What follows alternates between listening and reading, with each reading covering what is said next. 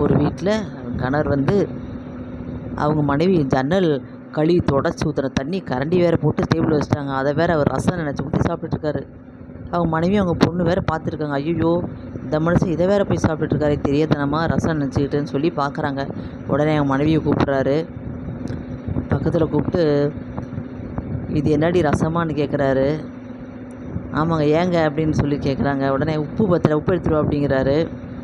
என்ன போதோ தெரியல. ஐயையோ, மனுஷன் ஜன்னல் கழுவி ஊற்றி தொடச்சி தண்ணியை ஊற்றி ரசம் நினச்சிட்டு கூப்பிட்டு சாப்பிட்டுட்ருக்கிறாரு. இதில் போடுமா அதில் போடுமான்னு கேட்குறாங்க. சாப்பாட்டில் போடு உப்பு அப்படிங்கிறாரு. உடனே அவருமே என்ன பண்ணுறாரு, அந்த ஜன்னல் கழுவி ஊற்றின தண்ணி சாப்பாட்டை சாப்பிட்றாரு. டேஸ்ட்டாக இருக்குது ரசம் அப்படிங்கிறாரு. அடப்பாவி மனுஷா, ஜன்னல் கழுவி தொடச்சி ஊற்றின தண்ணிக்கும் ரசத்துக்கு வித்தியாசமே தெரியலையா? இப்படி ஒரு மனுஷனா இந்த காலத்தில்? ரசத்தில் உன்னை அடிச்சுக்க ஆள் இல்லடி அப்படிங்கிறாரு.